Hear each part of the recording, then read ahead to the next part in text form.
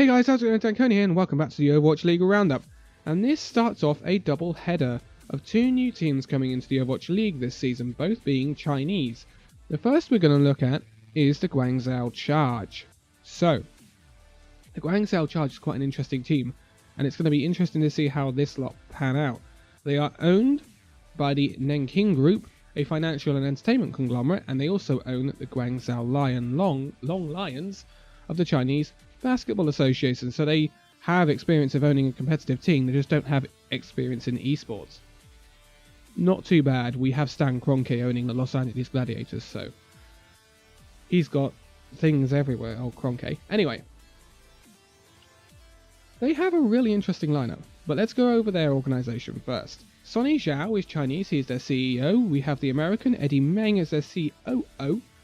We have the American Ethan as their general manager. Three South Koreans in J1N as their head coach, and Tai Dollar and Sung Woo as assistant coaches.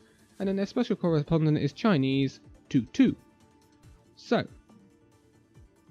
the first player they signed was Hotba, and you might recognize Hotba from the Philadelphia Fusion of last year.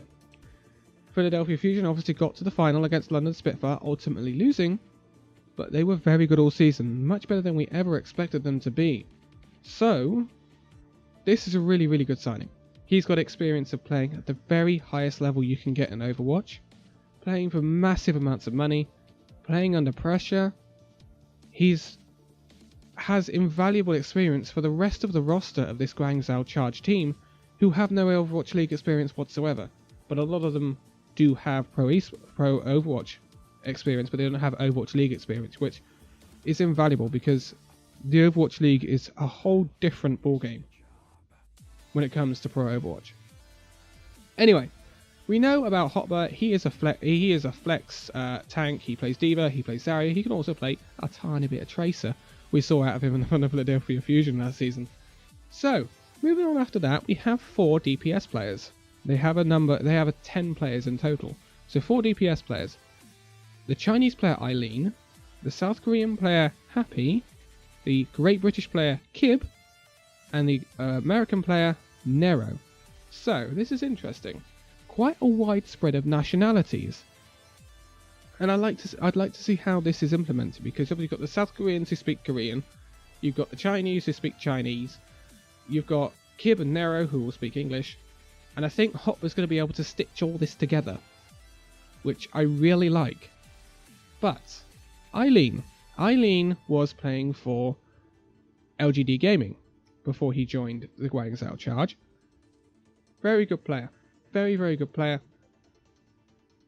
Has been right up there in Contenders China with LGD. You can't fault him. He's a very good Genji, he's a very good Doomfist, he's a very good Sombra. I love to see a Sombra on a team. Yes, she's not meta right now, but when you need Sombra, you need someone who can play her well. He also played for the Chinese Overwatch World Cup team in 2017. Not the team that got to the final this year, or this year just gone, should I say, but the 2017 team that lost to France. So, a very good player. He's got earnings in the bank. He's already played for Guangzhou at the time of this recording, because they played in the specific challenge against the Seoul Dynasty, which ended 2-2. Okay. Very interesting and a very good result for Guangzhou. And I'm expecting Seoul to be quite strong this season. Whatever that means. We'll see, won't we? But, yeah, a very good player. Can't argue with that. I want to see these Chinese players prove themselves, because I've seen what the Chinese region could do in the Overwatch World Cup this year. So, I'm sure there's good players there. They're not all like the Shanghai Dragons. Okay? They're not all like the Shanghai Dragons were anyway, shall we say that? Happy is also a DPS. He is from South Korea. He was playing for Metabellum last year. So, he's known for his Widow and McCree. Obviously, hit scan. He loves his hit scan. Did very well in Contenders Korea with Metabellum in Season 2. Finished around 3rd, 4th. Very good signing. Can't argue with it. Better than what I've seen some teams sign. I'm sure you'll know if you've watched the rest of these videos so far. Yeah, I can argue with this. Played for Blossom before Metabellum, played for Element Mystique before that. He has been around the block. He's been in there since 2017. You can argue with this. Plenty of experience at the higher level. Yeah, brilliant signing for Guangzhou. Now this one caught me off guard. Very off guard. And this is Kib. Now Kib you might recognise from this year's Overwatch World Cup, playing for the United Kingdom. They finished second in their qualifiers and narrowly missed out on the final, losing to Canada 3-2. They came fourth. It was very, very close. The UK squad was much better than anyone anticipated this World Cup and demonstrated what they can do, which, honestly, they are a very good team. But he's not just played for the Overwatch World Cup. Before that, he's been playing for the British Hurricane. Now, if you're familiar with the British Hurricane, you'll know that they are the academy team of the London Spitfire, your Overwatch League champions of last year. British Hurricane have had a mixed time of it, shall we say. Their first season, they won Contenders Europe. The second season, they finished near the bottom and got relegated to the Trials, and then they absolutely stuffed the Trials. So, yeah. British Hurricane have been a weird one, and they're kind of a meme, but he is a very good player, Kib, and he's very flexible. He can play the Genji, he can play Sombra, he can play those sorts of DPS, but then he can go and say, you know, you want a Brigitte? I'll give you a Brigitte. If you want a Roadhog, I'll give you a Roadhog as well. He's a very, very flexible player, and I love to see that on a team. Plus, he has been in the game since the year dot 2016 if you're an Overwatch Pro player, basically. He started off with Reunited in 2016 in the ESL at Overwatch Atlantic Showdown. That's like OG of Pro Overwatch. So he has been around the block. He's played for Reunited, Bench Boys, Laser Kittens, Cloud9 EU, Sleeper Picks, those guys, and British Hurricane, and now the Guangzhou Charge. He gets its debut at the highest level. I can't wait to see this, not just because he's from the United Kingdom. I think he could be quite a revelation because he's so ridiculously flexible. It's unbelievable. But it completely caught me off guard. I expected some of the Overwatch World Cup roster for the UK to get picked up, like Fusions for the Boston Uprising, because they were so damn good. Kib, I was not expecting to be picked up by Guangzhou. I thought it'd be someone like Florida that picked up Kib. Guangzhou is a really interesting team, and I believe they might actually pop off, to be quite honest with you. Last up we have Nero. Nero is the youngest of the DPS at 17, well known for his Genji and Pharah, so basically projectile heroes. He has quite the repertoire. He was playing for Toronto Esports before Toronto Esports threw their dummies at the pram when they couldn't use Toronto anymore because of the Toronto Defiant, and he ended up getting mixed up, and then now he's playing for the Guangzhou Charge, so things work out in the end, hey? Anyway, he is American, season 12. I've got his rating. His final rating was 4426, but his highest was 4611, so there, that's pretty bloody good, huh? Anyway, playing for the Toronto Esports, he has been, you know, NA contenders for a good 2 years, playing against the best of the best in contenders. You can't argue with that. He's got a lot of prize money in the bank. He's a very good signing. I can't argue with that. And the whole DPS lineup for this Guangzhou team are very good. It leads me to the question of who you gonna pick? Yeah, who are you gonna pick? Really weird one. Anyway, moving on, we're getting past the DPS now. Isn't that nice? Next up we have the tank player, Rio. So Rio is, again, South Korean. He is well known for his Winston and his Reinhardt, as most tank players are. He should be able to play a really decent Orisa as well, because basically if you can't play all three main tanks in the Overwatch League, then why are you there? That's me being harsh, but I'm sorry, that's pretty much right? Anyway, he was playing, again, for Metabellum last last year in Korean contenders, and Metabellum, again, very decent in Korean contenders. So, you can't argue with that. Very good tank player. He's been around the top of Korean contenders. You cannot argue with anything on this guy's repertoire. He's only 18. A very good signing. That's all I can say. A very good signing. Next up, we have the supports, of which there are 4 of. Again, I'm interested to see how you keep all these happy. I'm watching. Another player from Metabellum, and this is Chara. Well known for his Anna, Lucio, and Moira. He's basically got the same repertoire as Rio has. Been at the top of Korean contenders pretty much. Very good player, been around the block, been in it since early 2017 in the Overwatch Apex. Can't argue with that. Very good signing. Very good signing. Then we have Only Wish. Only Wish is the step out. He is Chinese, but guess what? He's part of LGD Gaming. Who else was part of LGD Gaming, huh? Anyway, again, LGD Gaming were very good in Chinese contenders, and he's well known for his Mercy. And although Mercy is not meta, and I mean heavily not meta, you Mercy mains are absolutely losing your mind right now, it's because it's goats. The meta is goats, and Mercy just doesn't work with goats whatsoever. But when the meta switches, which inevitably the meta will switch, it always does, Mercy works well with Widow, with Ashe, with Hanzo, with McCree, with Farah, so it's always good to have a very good Mercy player on your team. Only Wish is going to fill that role for Guangzhou. Very good signing.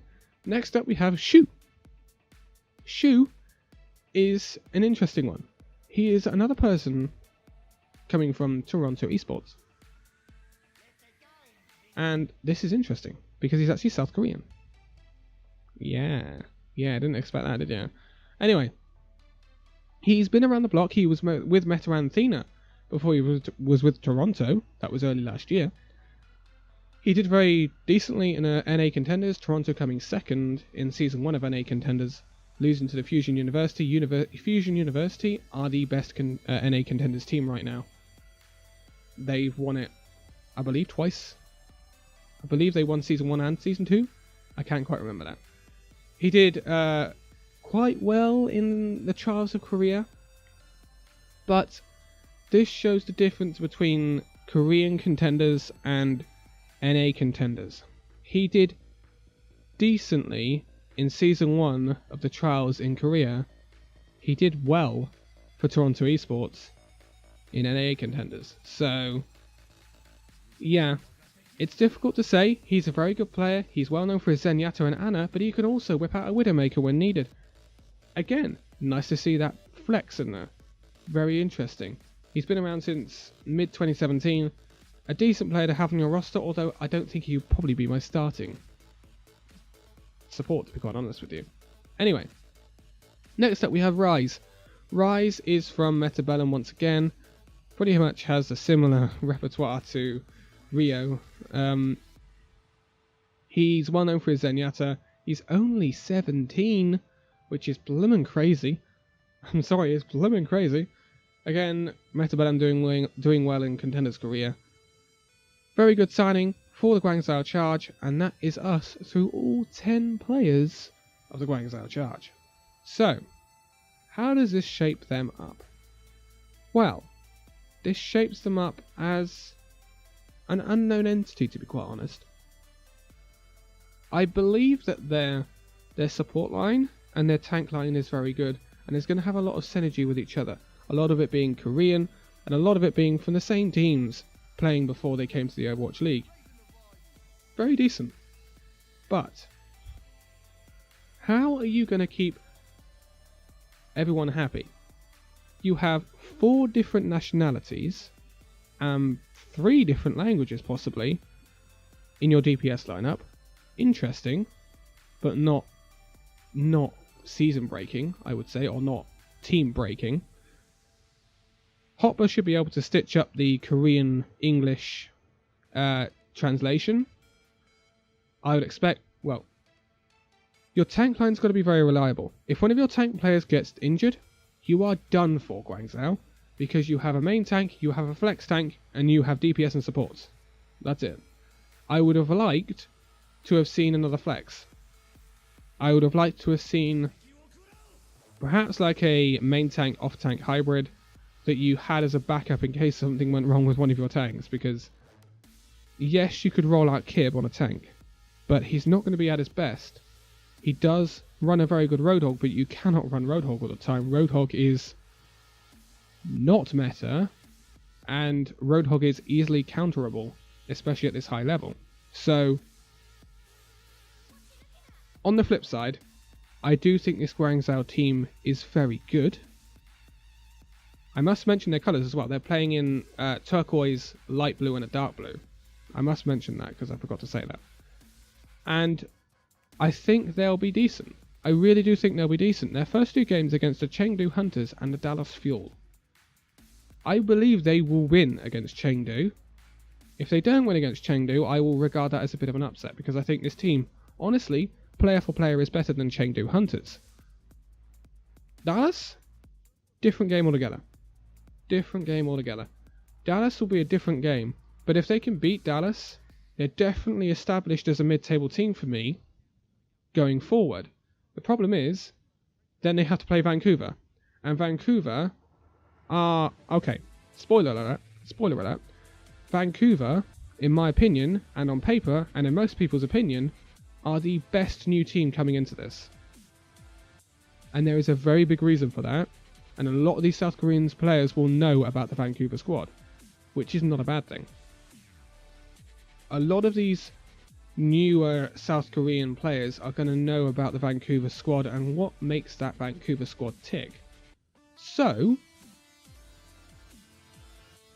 it could be a benefit, but it also could be a drawback, right?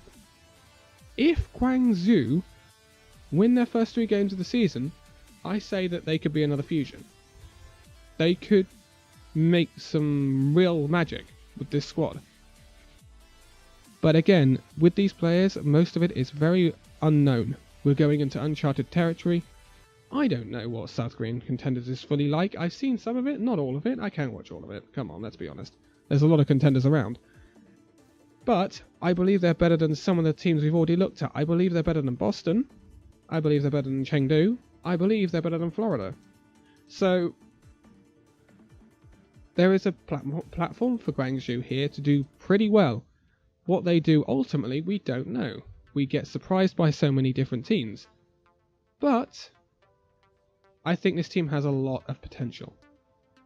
And I can't wait to see how they knit this team together. Who they start at the DPS lineup is going to be so interesting. You got Nero, Kib, Happy and Eileen all chomping at the bit for their Overwatch League debut. I can't wait to see this. This is going to be a really interesting team to watch.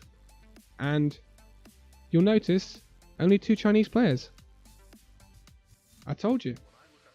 Chengdu are the only ones that are going to keep it Chinese. So, if you're Chinese and you like Chinese players, Chengdu are the people to support. If you want to see a team that will possibly do quite well, yeah, I wouldn't support Chengdu. Anyway, that has been the Guangzhou Charge. Next up are the Hangzhou Spark. That should be quite interesting. That should be actually quite interesting. But for now, thank you guys for so much for watching this video. If you liked it, give it a like, subscribe if you're new, and I will see you in the next video. See you then!